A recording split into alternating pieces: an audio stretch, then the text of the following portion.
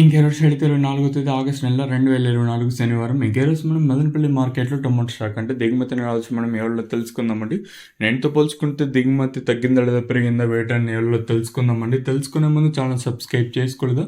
ఇంకెందుకు ఆలస్యం, please plus subscribe చేసుకోండి. ఇంకా మన ఛానల్ సబ్స్క్రైబ్ చేసుకోకుండా అలాగే లైక్ చేయకుండా చూస్తుంటే వెంటనే లైక్ ప్లస్ సబ్స్క్రైబ్ చేసుకోండి. మీ కుడి చేతి పక్కనే సబ్స్క్రైబ్ బటన్ అయితే ఉంటుంది. సో సబ్స్క్రైబ్ చేయడం మర్చిపోద్దండి, అలాగే లైక్ చేయడం మాత్రం మర్చిపోద్దండి.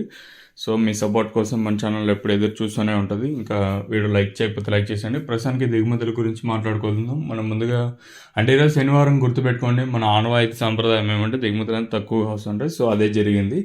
మీకు ఇంకా స్కిప్ చేసుకున్నా ఓకే, వీడియో కట్ చేసుకున్నా ఓకే. అంటే ఏ మందికి ఏ విధంగా దిగుమతులు వచ్చాయో చెప్తాను. టీవీఎస్ మండి చూసుకున్నా కూడా ఇంచుమించు సేమ్ నెన్నో షర్ట్ల దిగుమతులు అయితే వచ్చాయి. అలాగే జీపీఆర్, ఎంఆర్ఎం, భాగ్యలక్ష్మి, ఎస్జిఎస్ మండీలను చూసుకున్నా కూడా ఇంచుమించు సేమ్ నెన్నో షర్ట్ల దిగుమతులు అయితే వచ్చాయి.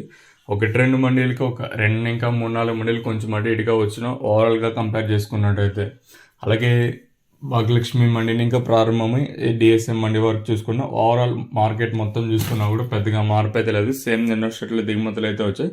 ఒక 5 ఇంకా 10, 15, 20% కొంచెం అటు ఇటుగా వస్తున్నా మనకి. అంటే ధరల్లో పెద్దగా మార్పు అయితే లేదు. మరి చూద్దాము ఈ ధరలు అనేది ఏ విధంగా వెళ్తాయి చూడాలి. మొత్తానికి దిగుమతులు అయితే పెద్దగా మార్పు అయితే లేదు. సేమ్ నిన్న షర్ట్ల దిగుమతులు అయితే వచ్చాయి. మరి చూద్దాము ఈ ధరలు అనేది ఏ విధంగా వెళ్తాయి చూడాలి.